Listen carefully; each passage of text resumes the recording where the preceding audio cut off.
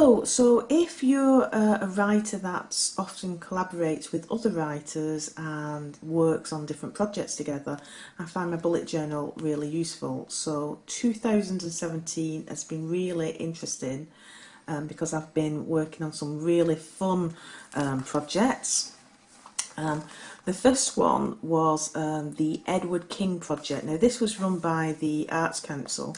A lovely lady called Annie Kirby kept the lead, and I was really excited to be invited along to join this project because I really believed in the project aims. We were trying to raise awareness of a Portsmouth artist, and in our writing we were asked to explore the relationship between art, storytelling and mental health. I mean, how could you turn down such an opportunity?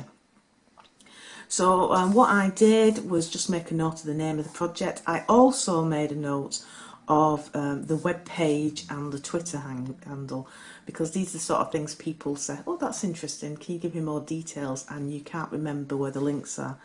I find it really useful to make a sort of list of all the people that are on the team so you can remember the names when everybody's having coffees. And also I make a list of their Twitter handles as well, so that when you're tweeting about the project you can link people in. That saying, of course, the hashtags we're supposed to be using, because there's something about hashtags that people tell me which ones we're supposed to use and I instantly forget. There were some events and places where people were doing these pop-up readings, and I just made a note of where they were, so that when we were advertising each other's work on Twitter, I was be able to sort of tell people who were following me where other writers was going to be. And because this was a project that lasted for over 2 months, I made sure I wrote a little timeline.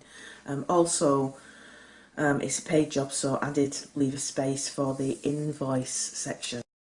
Another similar fun event that I was involved in this year was the ALMS Festival in Portsmouth, and again I did the same sort of thing. I made sure I had the time and date down. I made sure I listed the team who was involved with the Twitter handle, and this was just my basic to-do list. And we were asked to go on television, so I just thought that was quite fun, so I put a photograph in.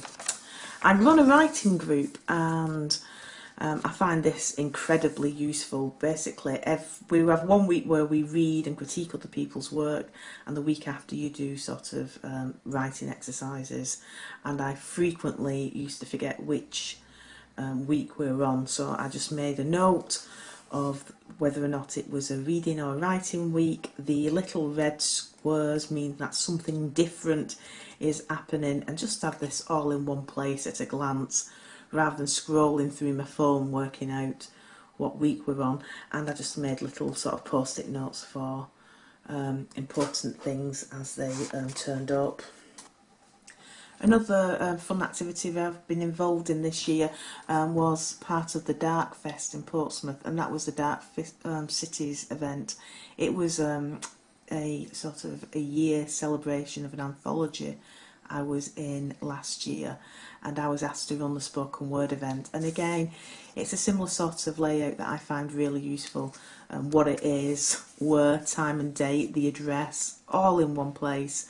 The team, the Twitter handles of the team, the hashtags, and this was just sort of basically my list of things that I needed to do, meetings and prizes to buy, and the advertising thing.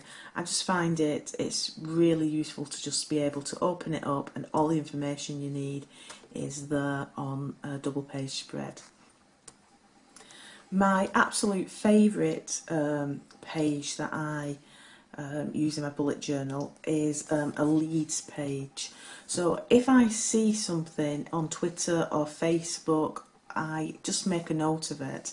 In the past I would try to sort of save the link and just forget about it, but it is quite nice that you can literally just put down the name of people that are asking for different things, maybe not just for yourself as well, maybe because you've seen a link that somebody else might need to know about. But yeah, I love my leads page. I find that so useful.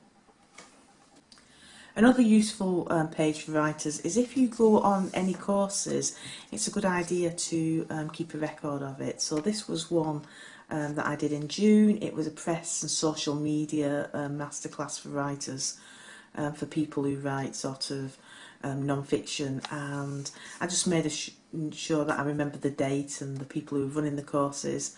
I wrote down the key sort of things that we looked at during the day, and there was a few things that I was going to do as an act from that, and actually I finished that. I did change my profile because I was inspired, and that was because I run a storytelling business. So in January I intend to really sort of change everything around for the storytelling and market it slightly different.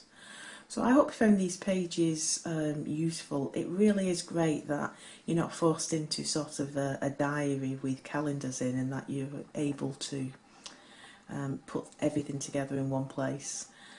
If you did find it useful, please feel free to comment in the bar or to subscribe to the channel. Thank you.